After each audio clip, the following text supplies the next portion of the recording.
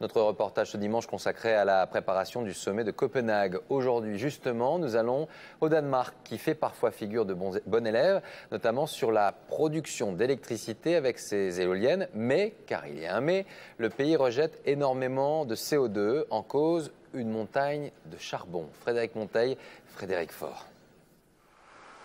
Elle ressemble à une pyramide des temps modernes. Une usine tirée d'un film de science-fiction. À l'intérieur, ces turbines géantes alimentent en chauffage et en électricité la banlieue de Copenhague. Et comme ils refusent le nucléaire, les Danois misent sur le rustique, la paille. Elle ne représente ici que 2,6% des combustibles, mais c'est une belle vitrine écologique. La paille est neutre du point de vue des émissions de CO2. Bien sûr, quand elle brûle, elle dégage du dioxyde de carbone, mais c'est l'équivalent de ce que la plante absorbe quand elle pousse. Donc c'est un combustible d'avenir. Une fois brûlée, la paille repart dans les champs sous forme de cendres. Pour cet agriculteur, la vente de paille peut rapporter 17 000 € par an avec en prime un fertilisant gratuit. La cendre provient de la paille qui a grandi dans ce champ. La cendre nous rend les composants de la plante sous forme d'engrais. Ça nous permet d'éviter d'acheter des produits chimiques.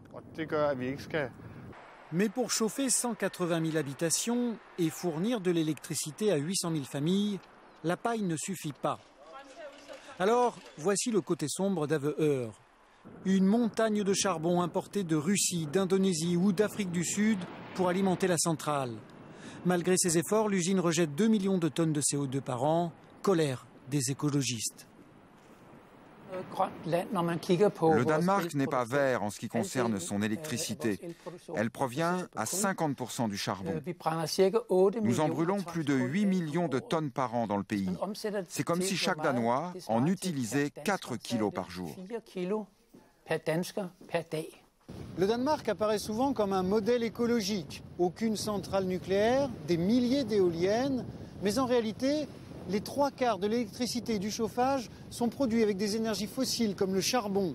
Résultat, le Danemark est un des plus mauvais élèves d'Europe en ce qui concerne ses rejets de gaz à effet de serre.